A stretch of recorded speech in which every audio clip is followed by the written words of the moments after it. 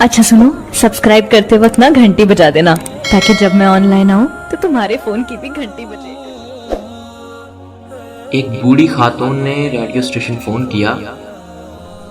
एक बूढ़ी खातून ने radio station phone किया कि वो कई दिनों से भूखी है और कई दिनों से सिर्फ सूखी रोटी और पानी पर गुजारा कर रही है, और कहा कि अल्लाह की राह में उसे कुछ खाने के लिए दिया जाए। एक मुनकरे खुदा भी उसकी गुफ्तगू सुन रहा था और उसको एक मजाक सूझा।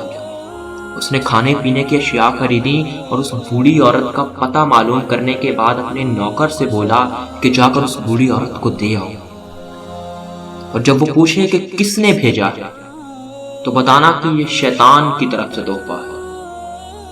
वो बूढ़ी औरत इतने ज्यादा खाने का सामान देखकर बहुत खुश हुई और जल्दी से अपने घर के कोने में रखने लगी। ऐसे में नौकर ने पूछा, क्या आप मालूम नहीं करना चाहेंगे कि ये सामान किसने भेजा? ये सुनकर वो बोली, मुझे इसकी कोई परवाह नहीं कि किसने भेजा, मगर इतना मालूम है कि जब मेरे रब का हुक्म आता है तो शैतान भी हुक्म की तामील करता है। अकीदा इसे बोलते हैं।